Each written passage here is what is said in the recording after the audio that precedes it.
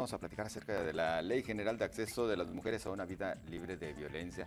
En el Congreso hubo ajustes y saludamos con gusto para platicar al respecto a la diputada Laura Nereida Plasencia Pacheco, presidenta de la Comisión de Igualdad de Género del Congreso de la Unión. ¿Cómo está, diputada? Buenos días.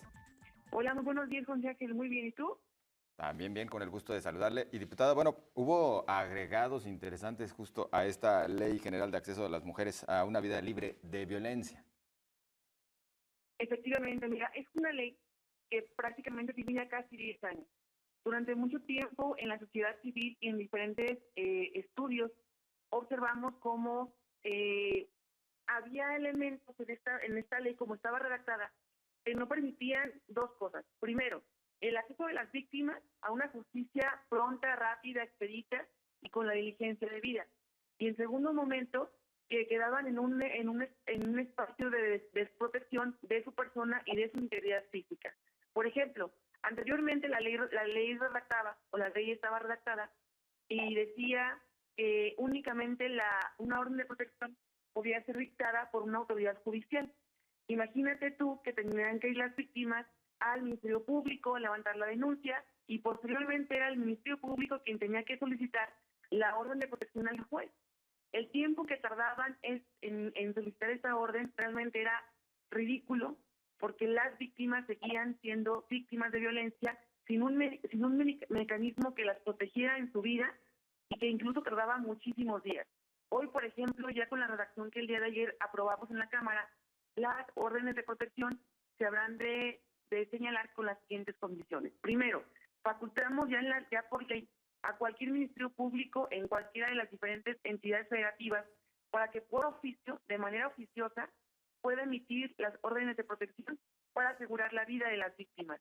En segundo momento, también lo que establece la reforma, y es uno de los puntos más importantes, es que fortalecemos el Banco Nacional de Datos respecto a las víctimas de violencia. Por ejemplo, si revisamos actualmente el Banavín, que es el Banco Nacional que registra todos los casos de violencia, no contamos con información certera que nos permita realmente trabajar en el diseño de la política pública a nivel nacional de prevención, de atención y de sanción de la violencia en contra de las mujeres.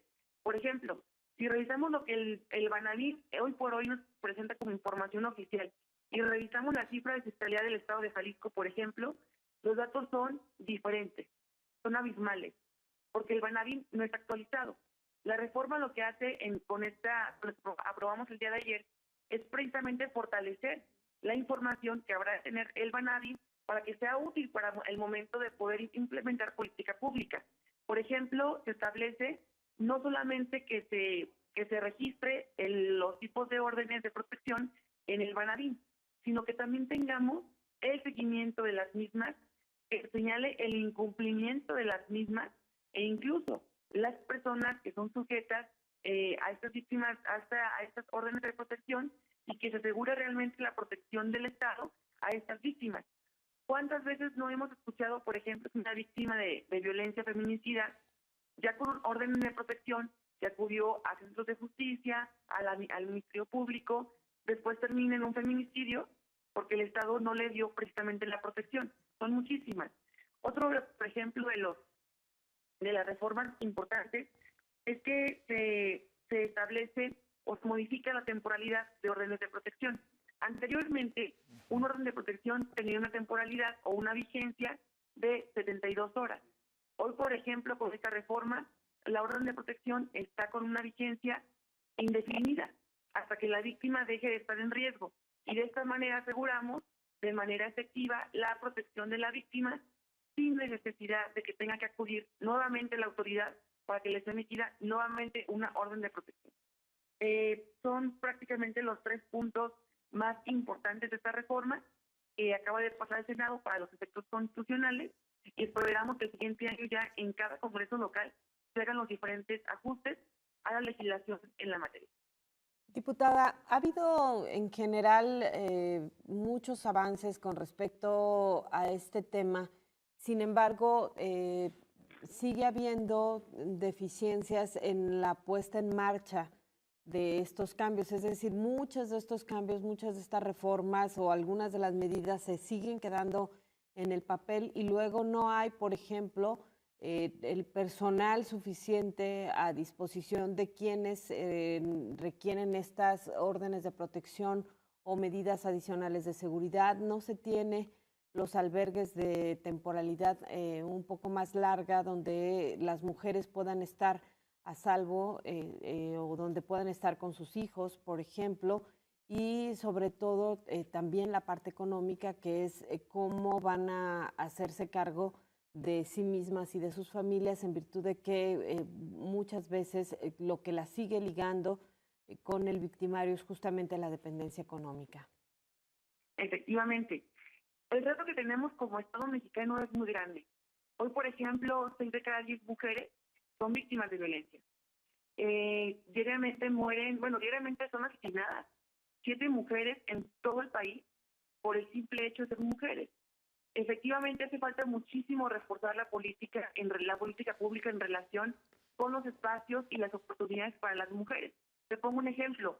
En el caso de nuestro estado de Jalisco, contamos únicamente con prácticamente 2 albergues, y aparte uno que es temporal en el Centro de Justicia, que sigue siendo insuficiente.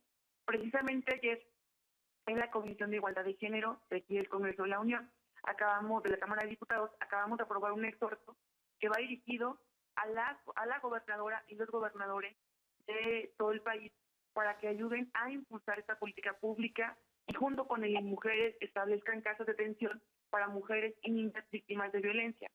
Hay esfuerzos importantes, por ejemplo, en el presupuesto que acabamos de aprobar en la Federación, se establece recursos tanto para CONAVIM en gobernación, para la construcción de estos centros de justicia, así como también se destinan más de 200 millones de pesos en el ramo 12 de salud para el funcionamiento de los diferentes refugios en todo el país.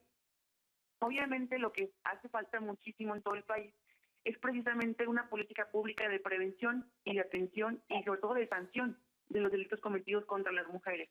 Hoy, por ejemplo, tenemos que informar a todas las mujeres en todo el país cuáles son sus derechos, que la violencia no es normal, que la violencia no es una cruz que debas de cargar en tu vida, que la violencia inicia desde con una palabra mal entonada o mal intencionada hasta con la violencia feminicida que termina en la muerte de 7 mujeres diariamente en este país por este tipo de discriminación y de violencia. Pero también, por ejemplo, encontramos que es urgente reforzar la parte de la sanción y la parte del acceso a la justicia. Hoy pareciera que en nuestro país acceder a la justicia sigue siendo una gran utopía y sigue siendo la gran deuda del Estado mexicano en su conjunto hacia las mexicanas. Cuando revisamos, por ejemplo, el grado de impunidad que existe en los delitos cometidos contra mujeres, en verdad es indignante. Estamos hablando de que el 98% de los casos de delitos cometidos contra las mujeres quedan impunes. Ese es el grado de impunidad que tenemos las mujeres al momento de que somos víctimas de algún delito por razones de género. Incluso, por ejemplo, este año, a inicios del presente año, la Comisión Ejecutiva de Atención a Víctimas en su momento emitió una cifra negra de los casos de abuso sexual que tenemos en México. Así es. Y asusta realmente saber que más de 600,000 mujeres en México, aproximadamente son 900,000 mujeres y niñas, sufren de violación cada año en nuestro país y que también para ellas acceder a la justicia es irrisorio. De las más de 900,000 casos de violación en México, solamente 5,000 terminan en una investigación y en la sanción del responsable. Estamos hablando de un grado tal de impunidad que precisamente imposibilita que las mujeres tengamos no solamente el acceso a la justicia, ya no hablemos de los medios de reparación, por ejemplo, del daño. Diputada, pues habrá oportunidad de platicar con mayor detalle acerca del tema. Por lo pronto, muchísimas gracias por informarnos acerca de estas reformas a la Ley General de Acceso de las Mujeres a una Vida Libre de Violencia. Muy amable. Les agradezco muchísimo el espacio. Es muy importante poder comunicarle a la población lo que estamos haciendo y sobre todo también comentarte que estamos pendientes de una reforma general de refugios para mujeres víctimas de violencia. Esa reforma sale en el siguiente periodo y ya con tiempo platicaremos más al respecto. Muchísimas gracias. Seguramente así será. Gracias, diputada, muy amable. Nosotros vamos rápido a una pausa. Enseguida regresamos con usted.